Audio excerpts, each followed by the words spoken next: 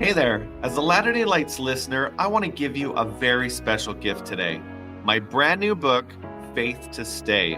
This book is filled with inspiring stories, powerful discoveries, and even fresh insights to help strengthen your faith during the storms of life. So, if you're looking to be inspired, uplifted, and spiritually recharged, just visit faithtostay.com. Now, let's get back to the show. Hey everyone, I'm Scott Brandley. And I'm Alicia Coakley. Every member of the church has a story to share, one that can instill faith, invite growth, and inspire others. On today's episode, we're going to take a look back at the last 4 years of Latter-day Lights and share with listeners what's coming up next. Welcome to Latter-day Lights.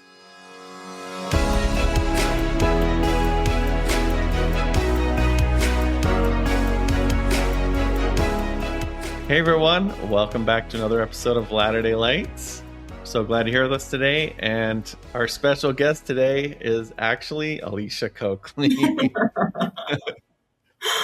So after it's actually been 4 years since we actually started. True. So after 4 years, Alicia is going to take a break. She's got she started a new business and it's going crazy and she needs to stay sane. So with heavy hearts. Yeah, I was going to say, that's a tall order to stay sane. I just need to not, be more crazy. There you go. But yeah, we're going to miss you. It's been a crazy road, but a fun one, right? For sure. We've almost hit 200 episodes, which is mind-boggling. I know. That we've been doing it for that long. Right?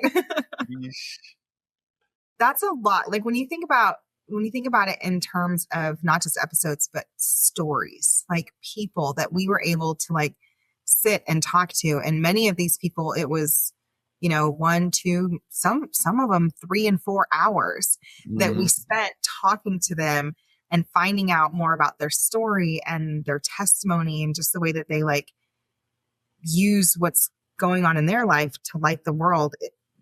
It's overwhelming and humbling and like, wow. I'm very sad to go. I have been struggling a lot with this. I kept going back and forth over like, no, I can totally do it. I just gotta. And then I would try to make up excuses. And it got to the point where I was like, I'm dropping so many balls.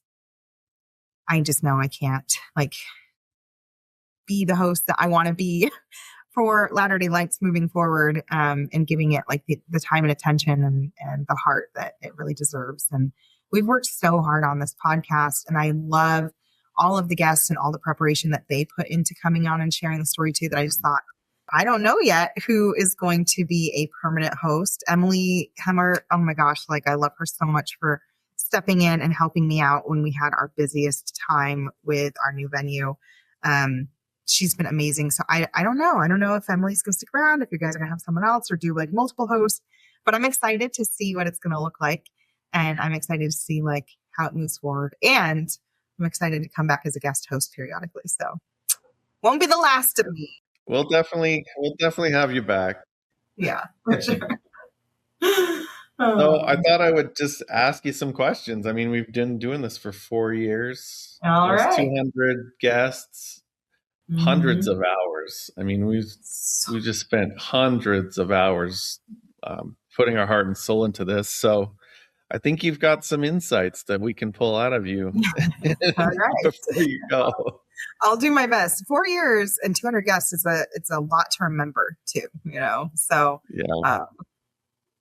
yeah. So forgive me if I have brain fog on some of it, but we'll go with it.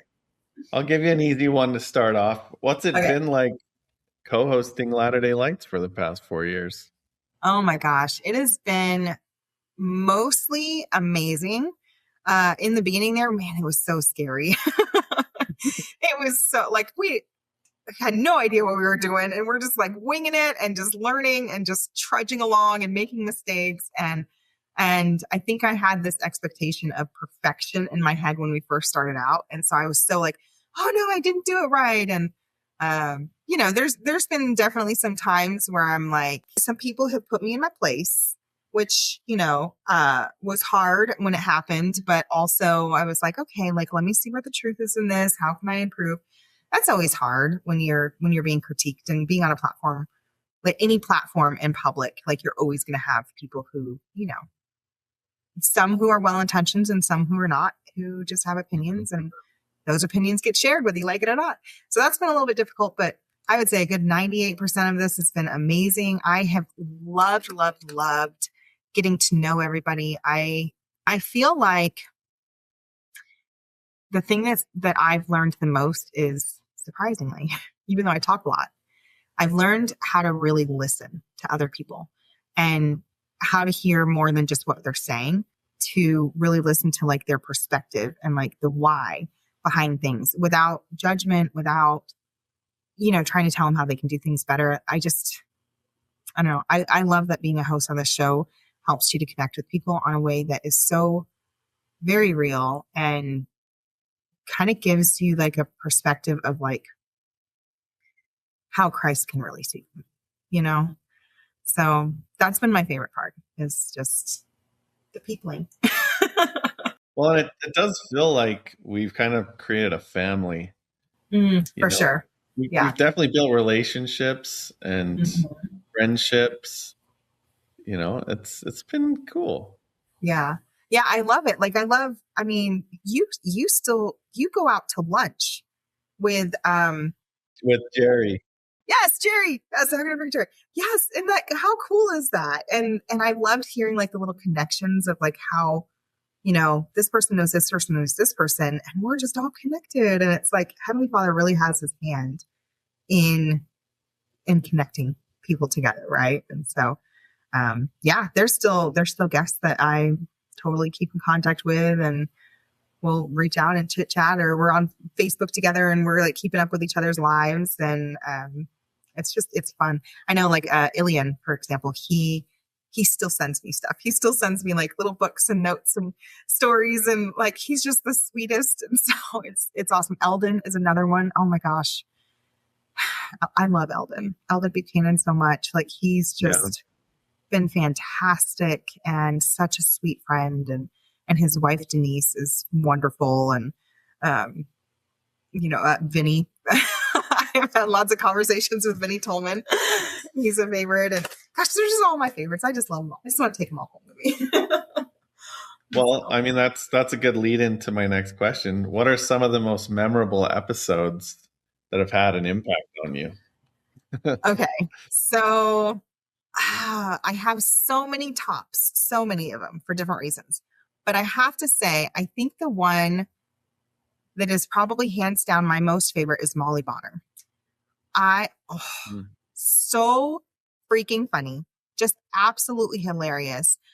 I remember hearing a story when we went to the LDSPMA conference the first time around, and just laughing so hard that my cheeks were hurting. I felt like I was getting ready to cry because I was laughing so hard. But then the amount of miracles that happened in that story, and the way that he just like kept on.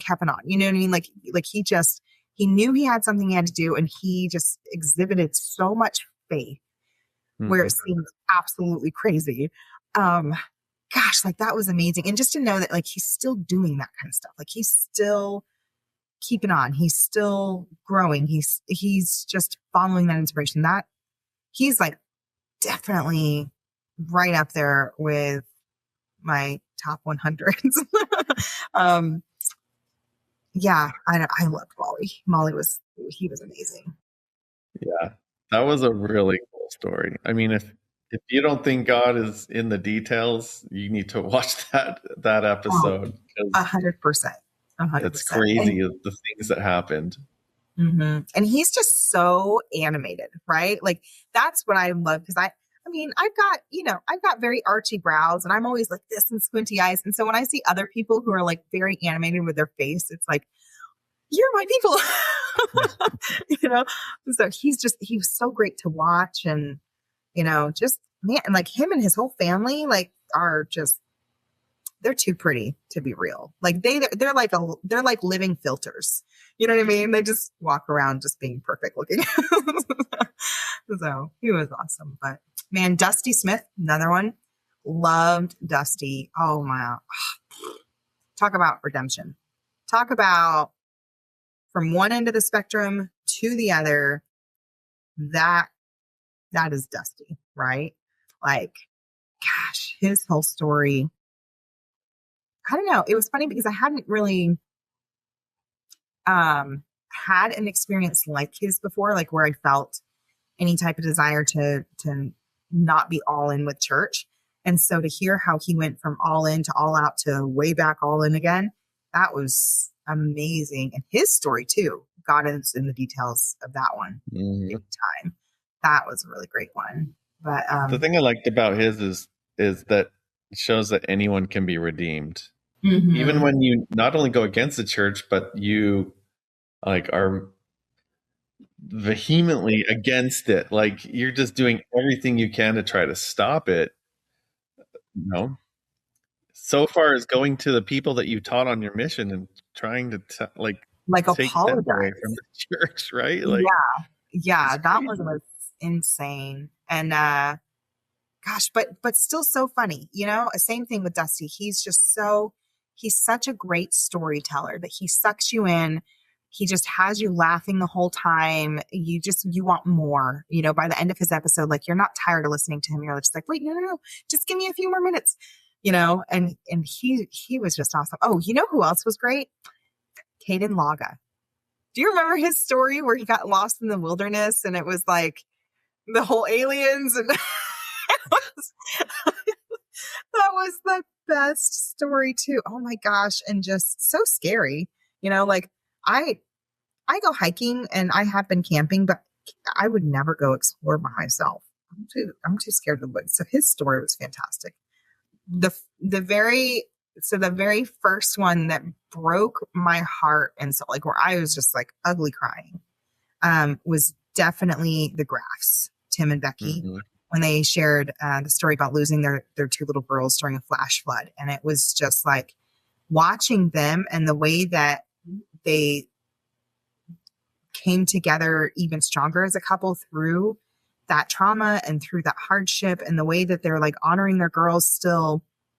And they were able to keep their faith and not just keep it, but like still really just like dive into it and just have faith that like everything's going to be okay. That was such a powerful testament. Like that was like I don't think I stopped talking about their story and sharing it with people for months and months afterwards. Like it just very heavily impacted me. Yeah, it was very emotional. Like yeah. And they tell the stories in such detail, and you are just all in that moment with them, and your heart is just absolutely breaking. Yeah. But like you said, like their faith coming through it and them being stronger was incredibly inspiring. It really is. And it's one of those things where like, I don't think I'll ever forget sticky shoes, like how the little girls had their little Spider-Man sticky shoes. And it just like, it's one of those things that it became a permanent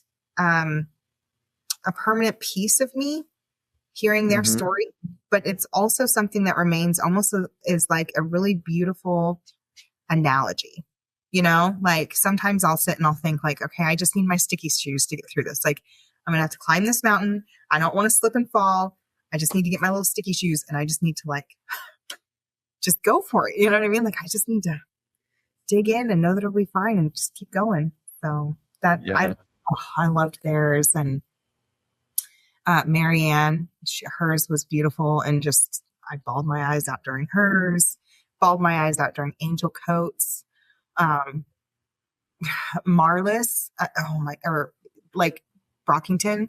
Do you remember hers too? And gosh, like there's just so many of them that just like, just like, oh my gosh. And you learn something from all of them, right? Like it's not just a tragedy of what happened with their stories, but like just the way that they got through it and that they're still getting through it, right? Because it's not that they're not done, right? I don't know. It just makes you like so proud of people to know that they can hit beyond rock bottom and still come out and be smiling and be a light to others and be useful. And, like the worst part of their life doesn't have to be the thing that defines them, but it can definitely be something that like helps them to make beautiful choices moving forward. So I love them too. But I don't know. I mean, there's just so many.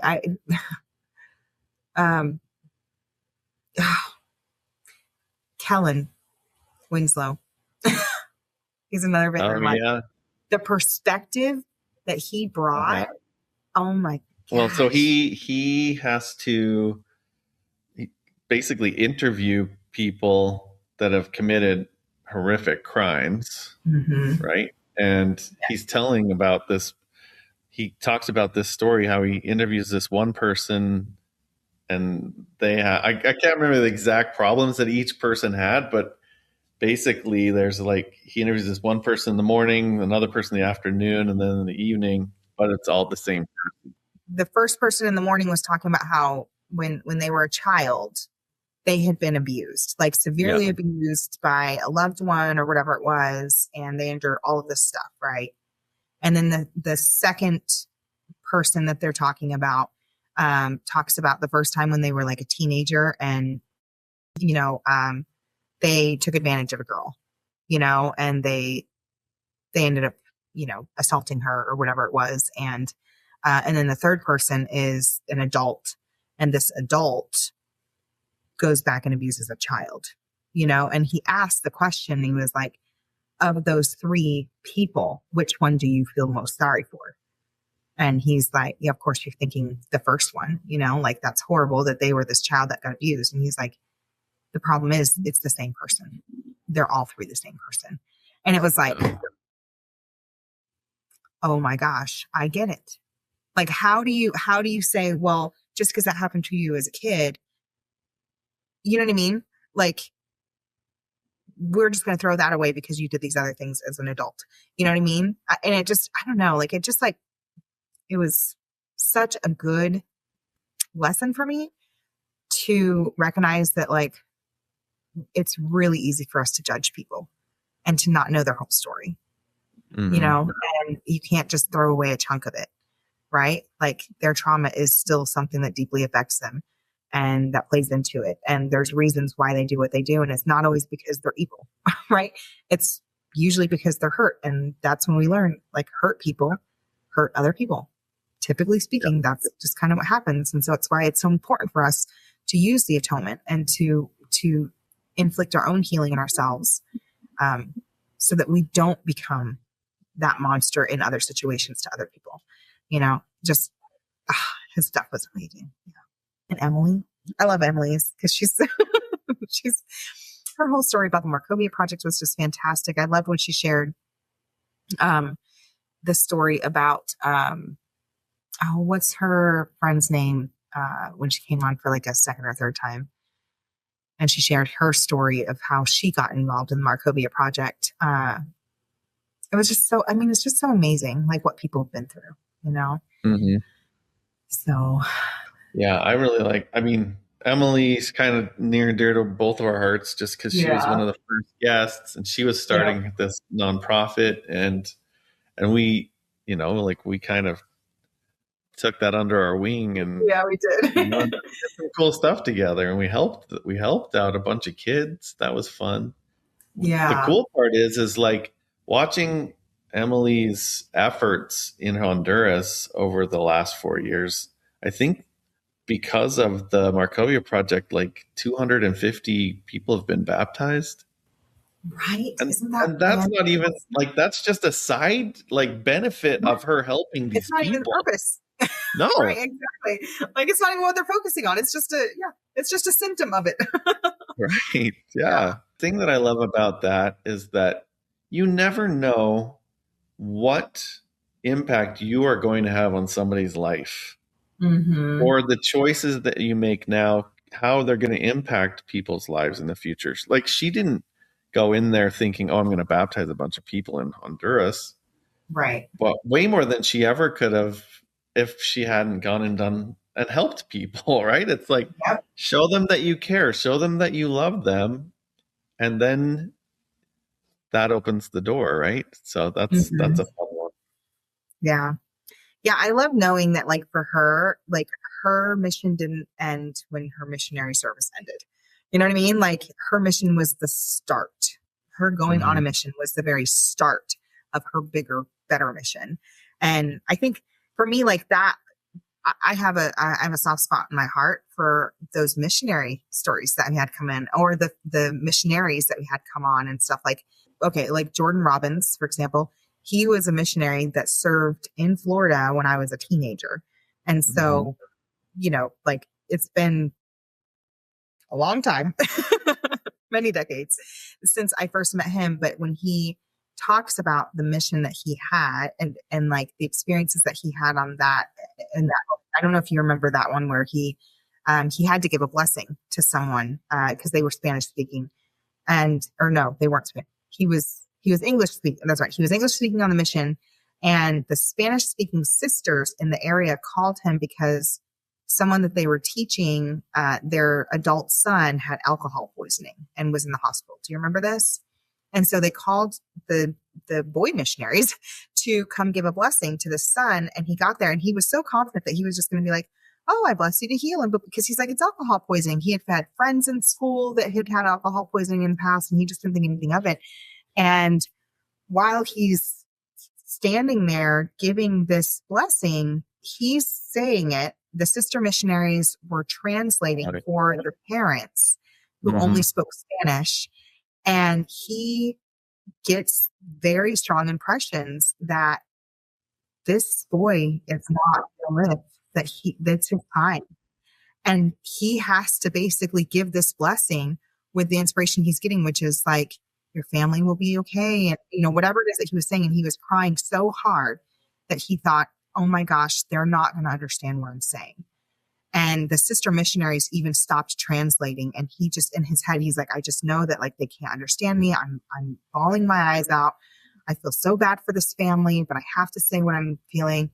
And then afterwards, he apologizes to the sister missionaries, and they say, no, we didn't stop because we couldn't understand you. We stopped because the parents could. They knew exactly what you were saying, and they asked us to stop translating so they could just listen to you. And, like, Yeah. just the power that story, it's just a little thing that happened on his mission. You know what I mean? It wasn't this big, huge, dramatic event that lasted days or weeks or months or years. It was just this one little moment where he was in the right place at the right time. And even though he didn't want to say what needed to be said, he did it anyway because he believed that that was true inspiration coming from the Lord. And I just thought, gosh, like, wow, like Heavenly Father can really help us here, right? Like, Mm-hmm. he can just help us here in all the situations. He could help Jordan hear what needed to be said to the parents. He could help the parents understand what Jordan was saying to them, and helping them know that that was coming from the Lord. Like, it's just a whole, I don't know. It was just beautiful. I loved that one. Oh, and then Logan. Castleton. Yeah, his was so good too. Um, Again, just beautiful example of like the power of a mission, like Yeah. what you can do on it. Oh my Well, gosh. he's born with like half a heart, and he's, Mhm. like they didn't think he was going to live, and then he's been able to go on a mission, and he does these cool rap songs and things. Like it's Yep, just, the rapper missionary. yeah. Mhm. Again, like you never know how you're going to impact somebody, or what kind of talent you can come up with, right? Like Right? we're doing a podcast. We've done one for 4 years, and Right? like why us? Like I don't know, but just because we Oh, can, right? Like, yeah, so yeah, exactly. Well, and it's neat because it's like for him, he took something that was a passion of his that he was good at. Like, who would think that rap could spread the gospel? You know what I mean? Like, who knew? Um, but I don't know. It's interesting. And then I think of, oh, let me think what his name was. Derek Tucker. Do you remember? So Derek, I believe that was his name. Derek talked about his experience when, like, first, when he was like little, he almost drowned in a pool and he remembers being saved. Mm-hmm. And then later on in high school, he had to do like a show and tell thing of like something that like represented him. And so he brought the Book of Mormon to school and he didn't even know what he was going to say. And he didn't even think he had a testimony, but like his story too was like so simple and so beautiful. And he just shared how his sharing of the Book of Mormon and the truth of it really was like a turning point in his life. But he's an amazing artist, like amazing artist. And so he uses his art to help spread the gospel and to help spread light and to bring joy to other people. And it's like, oh, and who's your was it your brother-in-law that wrote the Christmas song? Oh yeah, Savior and Son, Jared Brandley. Mm-hmm. Yes, Mr. Jared. I love that one. I love those ones where people talk about the talent. Oh, and then I'm getting all excited. Who was our leadership? Oh my gosh. He started this school over in like the Czech Republic. And it's a leadership school. Oh, Patrick. Yeah. But that was amazing too. And you and I, we're all about like entrepreneurial leadership, personal growth and development. Oh, it's so fun. As far as artists, you've got Pablo Smith. Yes. He put together the Book of Mormon in picture form with, like a comic. Like the comic book stuff. Yeah. That was really cool. That was really There's been a lot of really talented people on the show for sure. Right? I mean, tons of authors too, which is fantastic. And they all have different writing styles. Amy, of course, is one of my favorites because she's the one that teaches people about buying businesses. And, like, I know it sounds so crazy because you're like, well, how, you know what I mean? Like, how is that gospel really? But it's so, one, I know her personally. Two, she helped me buy a business. Like, she helped walk us through that whole thing. And the thing that they are putting together is fantastic because it's teaching self-reliance. It's helping us to be able to put other people in better positions, because if we're the ones that are running the business, we have control over how much employees get paid and if they have time off for their families and if they're overworked or, if they're appreciated or, you know what I mean? And we can be the people that step in and help other people who put all of these years and time and money and energy into something that helped them and their family. And maybe now they're not able to do the business anymore. So it's kind of like it just comes full circle, and I love that she's using that talent to improve her personal life, but also improve the lives of others. And she has such a heart about it, because of what she's learning how to do. She now has opportunities to go out and volunteer and to do tons of charitable giving. And she can spread light by being able to have some more freedom with her time to do whatever she feels needs to be done in the volunteer world, and I don't know. Yeah. I just love people. What about you? I'm starting to think of other, like, this is crazy because you just start going like prison just came into my head, right? Like, we've had some crazy prison stories. Yeah. With Shane Baldwin and Porsche Louder. Yeah. Mm-hmm. Yeah. Those were incredible stories. So good. You're like riveted. You're like just sit on the edge of your seat. Like, what? This is real? I know. But same thing with them. You know what I mean? Like, they, especially Portia, because Portia still works very closely with people who are in the prison system, which also reminds me of it. She was more recent, and she and her husband put together this program, The Bold and the Beautiful.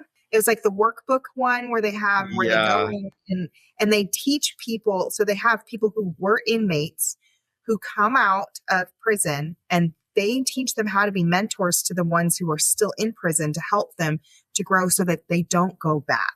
Is it Brokenness into Beauty? Yes, you're right. Jesse and Renee. Yeah, so good. I loved both of them when they were speaking about that.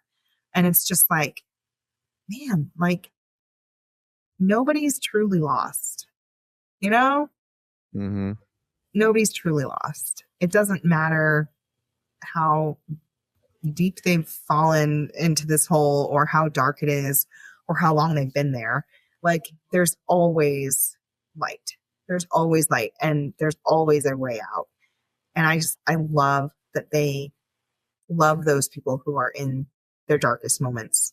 And they're like, hey, we got you.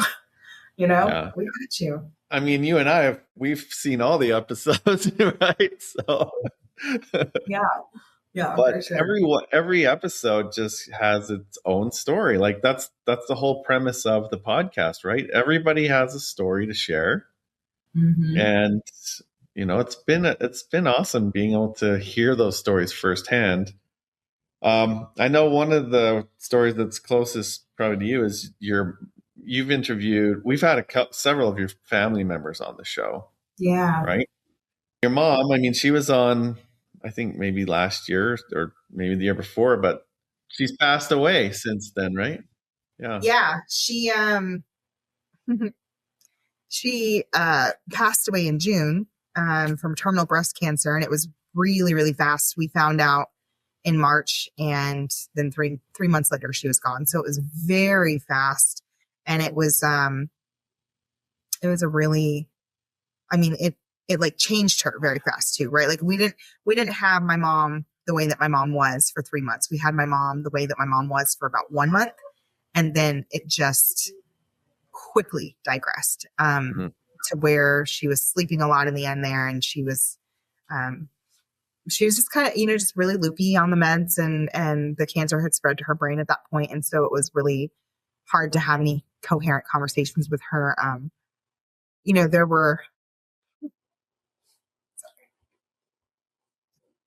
There were a couple times there during the last time that I saw her where she didn't know who I was, and that was really really hard. She didn't know John. And so that was like, man. And I hadn't even thought about it until tonight. When I was like, wow, like I do have my mom's story, Yeah. like I can go back and I can watch her when she was healthy and thriving, and I can get to hear her story without, you know, remembering her being in pain, and like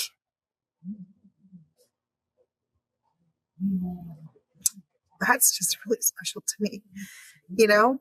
So if nothing else, which there's so many blessings to having done this podcast, you know what I mean? Not just for me, but for so many people. But for me personally, that's such a huge blessing to be able to have a little piece of my mom's story and to be able to see her light up and share her testimony too. It's definitely something that you kind of take for granted when Yeah. they're Well, here I and mean, they're fine, right? since I've known you, when we first met, your parents weren't active. Oh yeah, they were Jack Mormon to the core. So just in the time that we've known each other, they've gone from completely less active to completely all active. Oh yeah. And to hear both of their stories was quite entertaining because they've had Yeah. interesting lives, right? Yes, for sure. So, but you have both of your parents' stories now on, No. because of the podcast, so you can share those with your kids, and that's kind of a fun thing to Yeah. have. Oh, that's a really great. Like I said, I hadn't even thought about that until tonight when we were talking earlier. I'm like, wow, like it's so true. We have that. So, gosh, so many good ones. All right, next question. In what ways do you feel you've personally grown through hearing so many stories of faith, doubt, loss, and hope? I'd have to say, and kind of mentioned it earlier, was just the fact that I feel like I have a better understanding of people as a whole now, right? Like it's very easy for me to kind of just assume the best in everybody now and to just see past their behavior or their attitude or their personality or whatever else if it's negative, but also to be cautious with the ones who seem all perfect, right? Like I kind of see the bigger picture now, knowing that there's so many different layers to everybody. And I don't have to try to like anybody. You know what I mean? Sometimes in the past, I used to have to try to find things that we had in common. But now I just get to be like, I may not understand them, who they are right now, but I know that there's something about this person that I would be able to relate to. You know what I mean?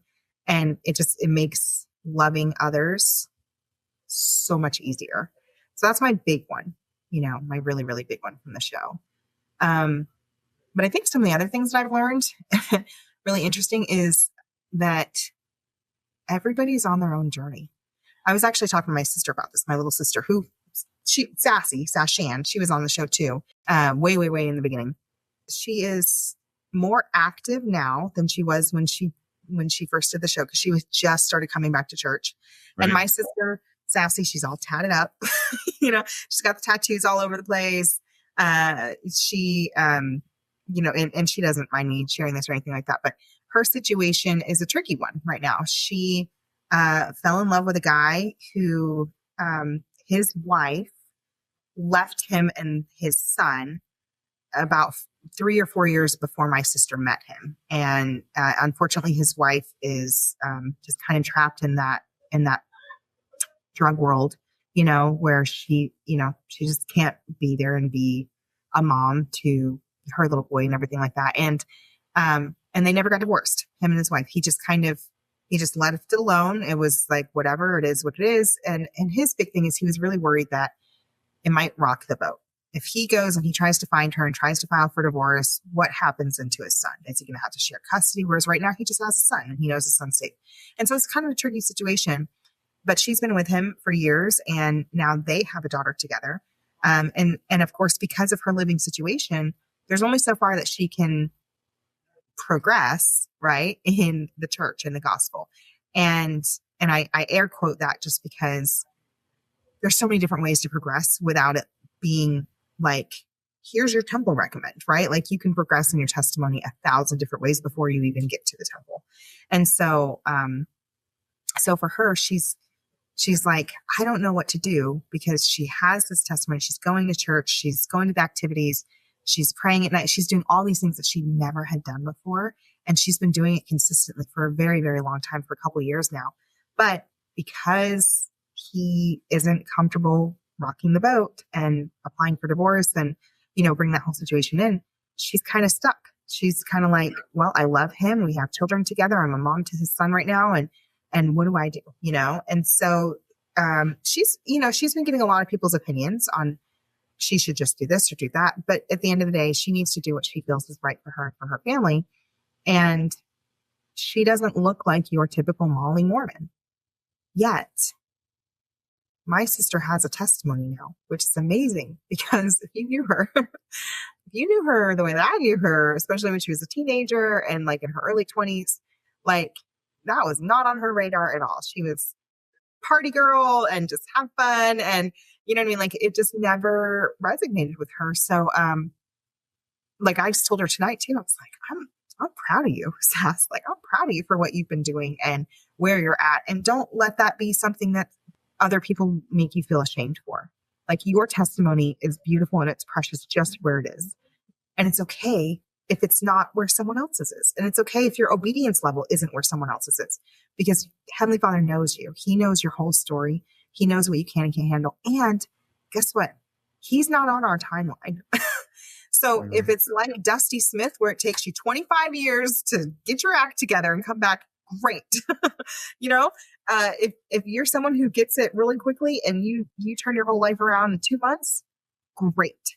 Like it's just awesome to know from hearing these stories that 1, miracles can happen to anybody, and 2, anybody can change.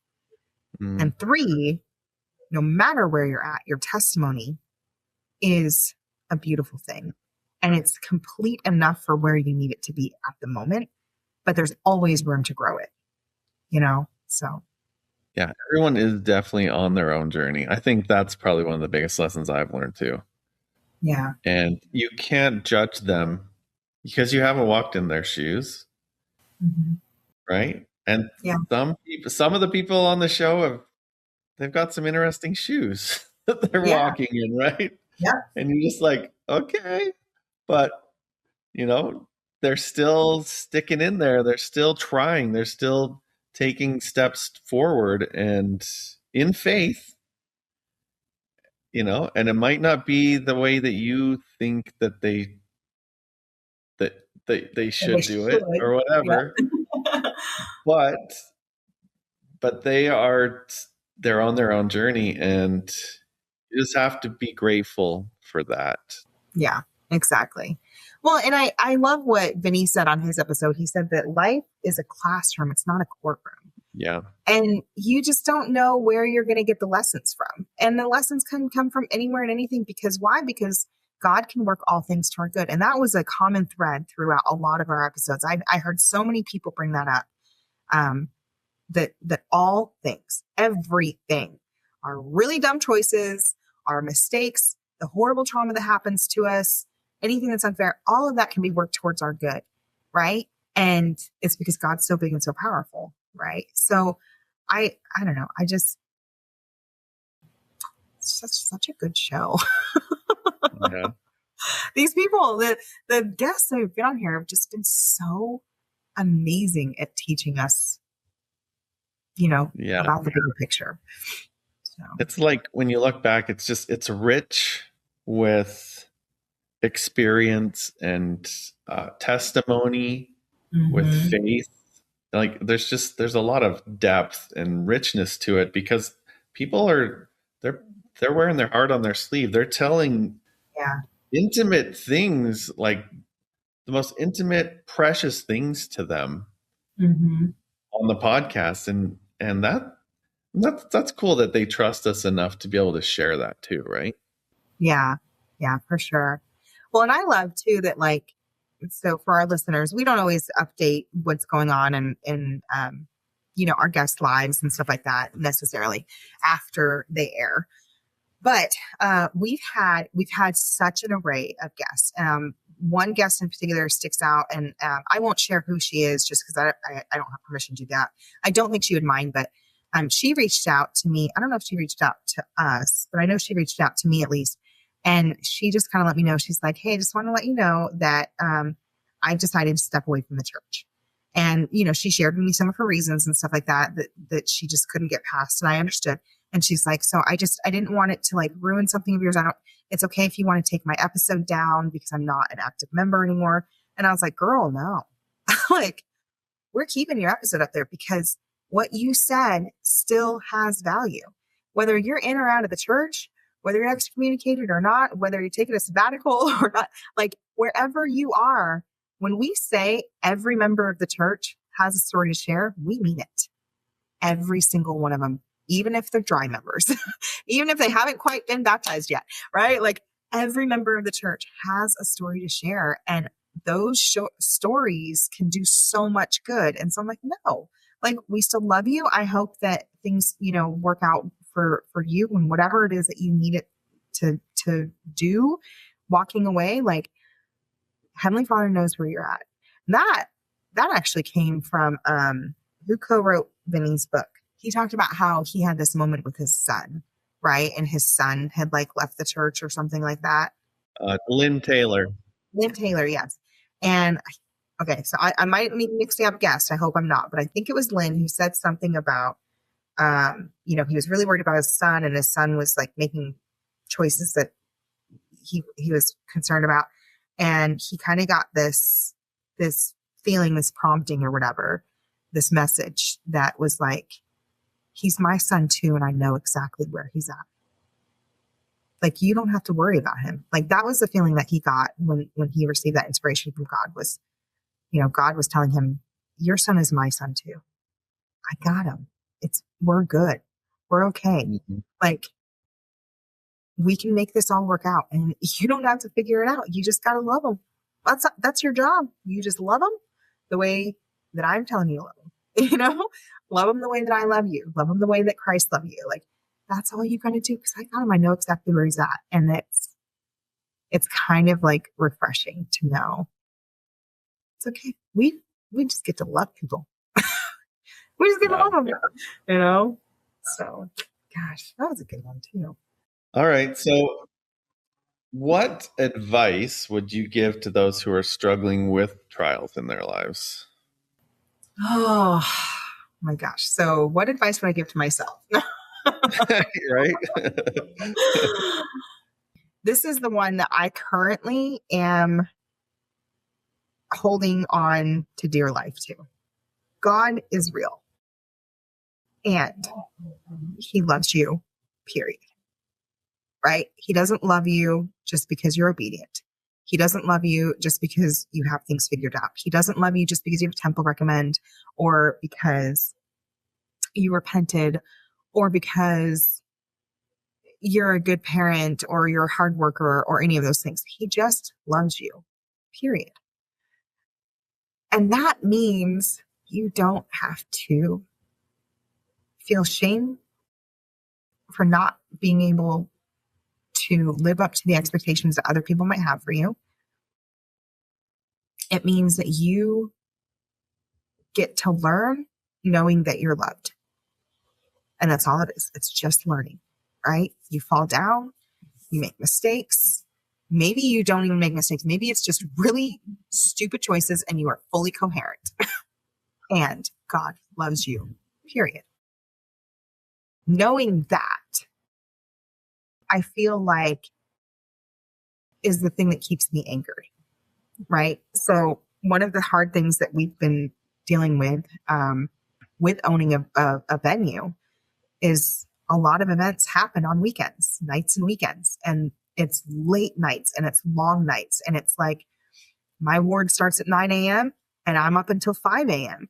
So for me to come home after having been at the venue for 18, 20 plus hours, and I've cleaned and I've moved tables up and down stairs and I've mopped 13,000 square foot of ballroom floors and I've, had to interact with people and, like it's physically, mentally exhausting, spiritually exhausting.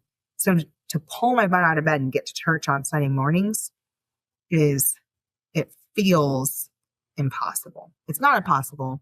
I'm a grown up. I know that. It feels impossible. And there's a lot of different things. I could go to a later ward. I could ask for my records. There's all these things that I could do.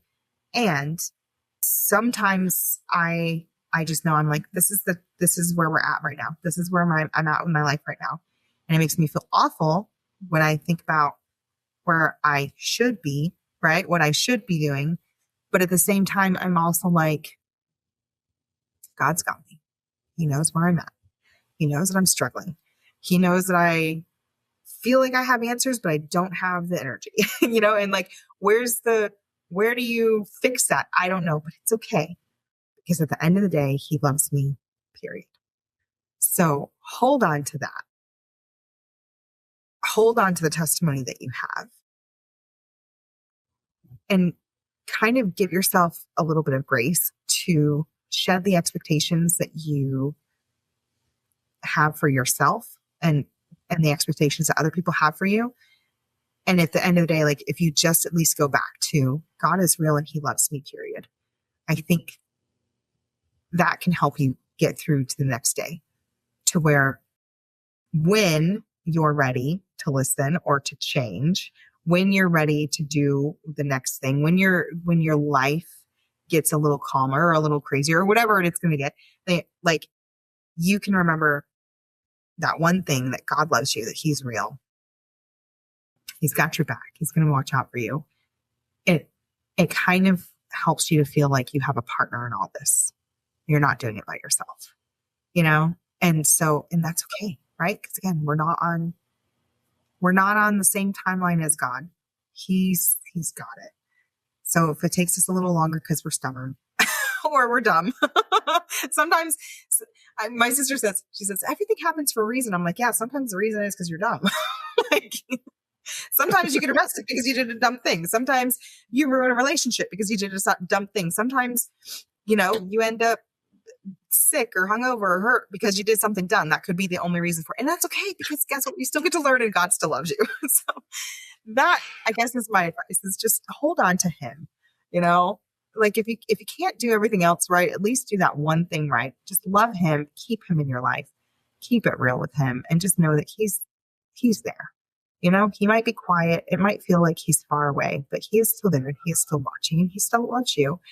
And I promise that no matter how much shame or guilt or regret or remorse you have, that there are a million different things that God is proud of you for and that other people are proud of you for. So just know it's just part of your story. And that's just the interesting part, right? We got to have our ups and downs. We got to have our conflicts. That's what makes a good story. You know?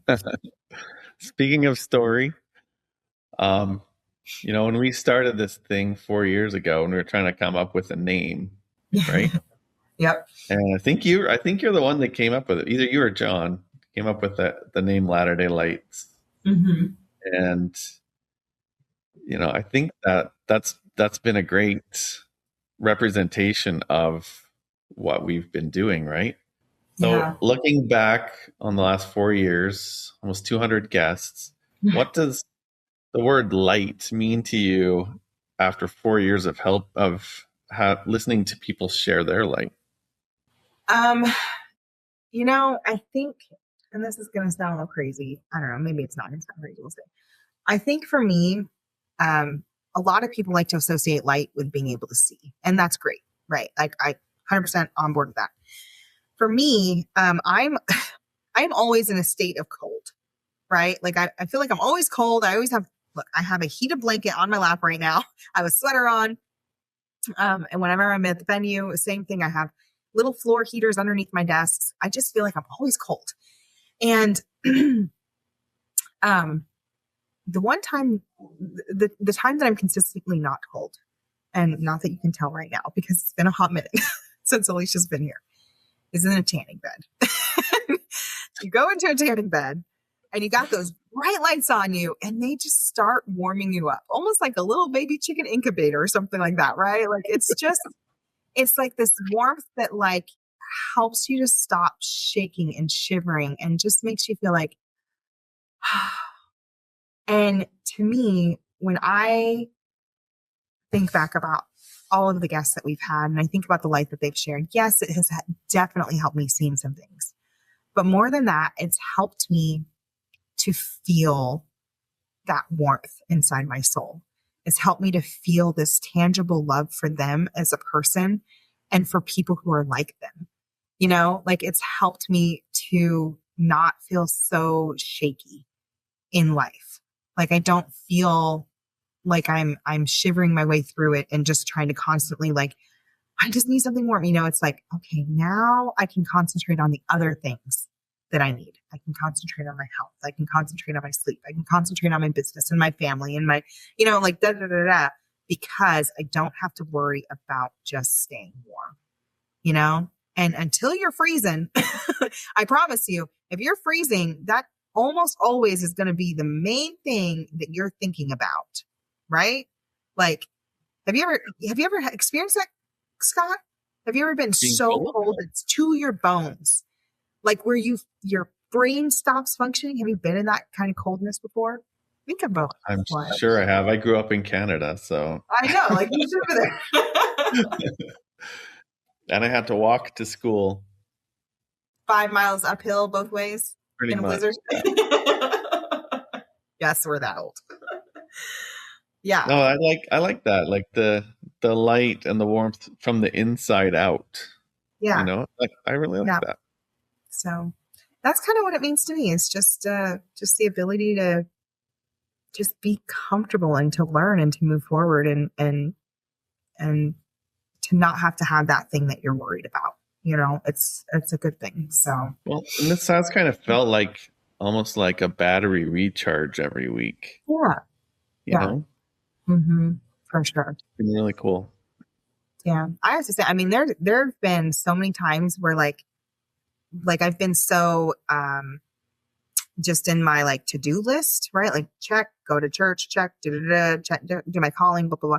Where like I had this checklist that I was doing. And then later on that evening I get here and we start recording and it's like, oh, that's right. That's what it feels like to feel the spirit. You know, like I've done all the things, but because I was so diligent and just check, I wasn't in the moment of feeling the spirit. And I love that literally every show that we've done, there has not been a single guest that we've interviewed where I haven't felt the spirit at some point, you know, whether it brings me to tears or makes me smile, or it just puts me in a place of perspective. Like every single one of them have brought it with them, and it sticks with me. You know what I mean? Like it makes me think on those things later on in the weekend. It's just good stuff. It's just been a really good experience. Yeah. Well, kind of reached the end of the episode, and you know what we do at the end, Alicia? We ask people to share their final thoughts.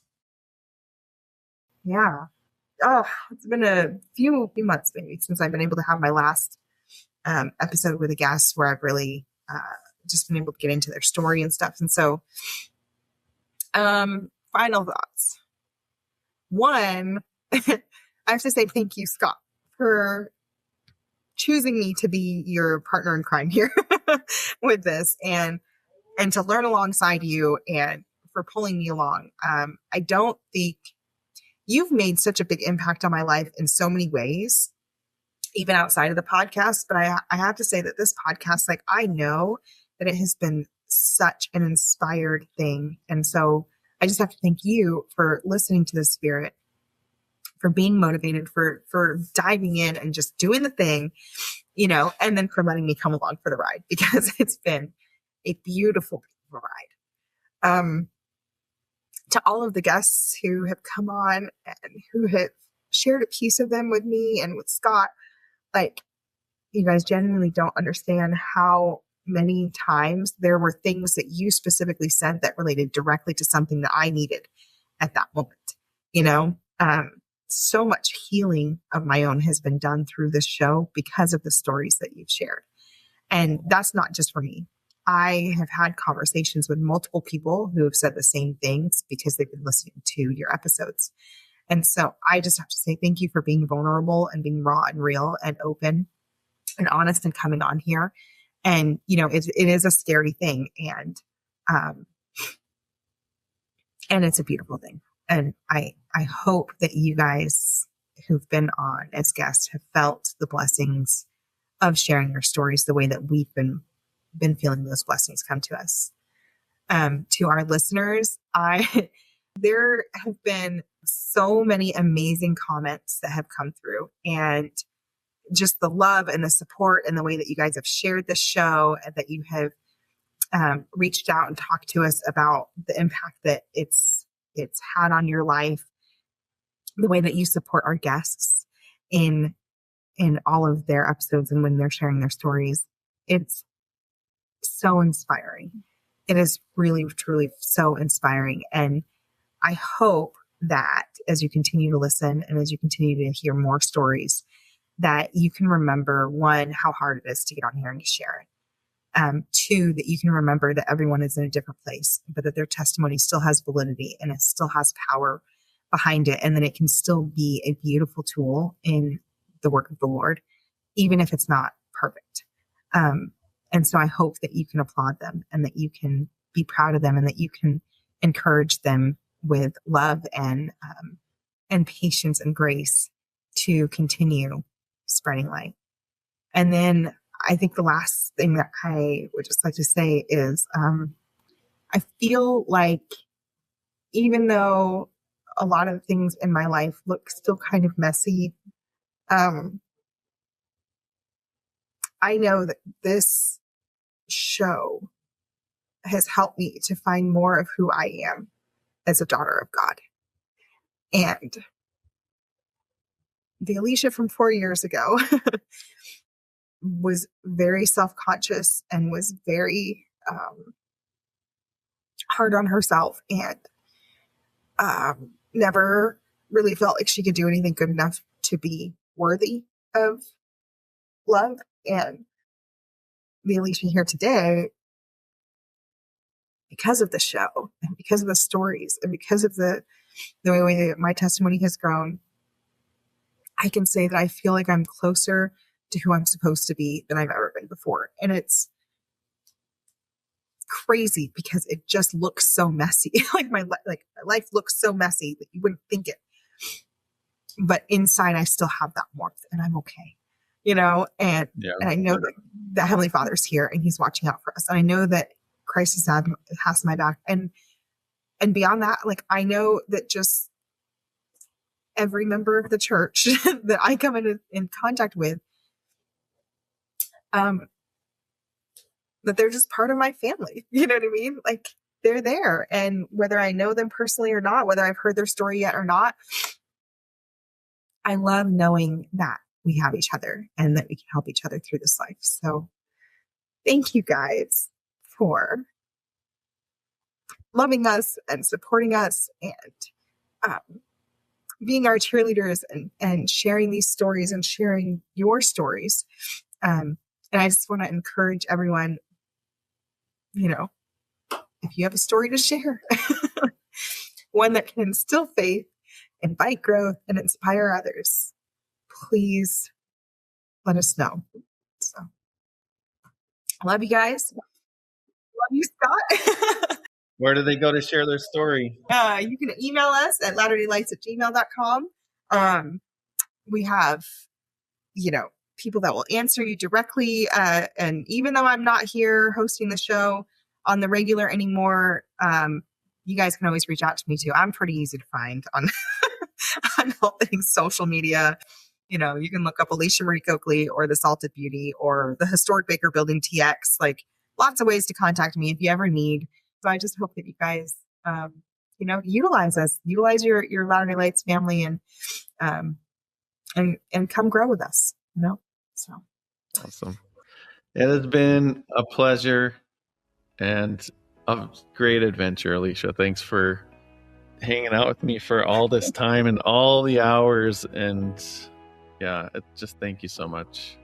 You're so I know welcome. I know it's not saying goodbye. I mean, right. We're friends. We're gonna talk and right, but really, thank you for everything. And it's been a fun journey, and it's not over. We're gonna continue Latter-day Lights. I've been talking with my wife and my kids about who we should bring on as a new co-host, and we got some ideas. So we'll see what happens, but we'll figure it out. It'll be great. So awesome. All right, well, guys, go hit that share button. Let's get this out there. Let's help share the light with Latter-day Lights. All right, until next week, guys. See you later. Bye-bye.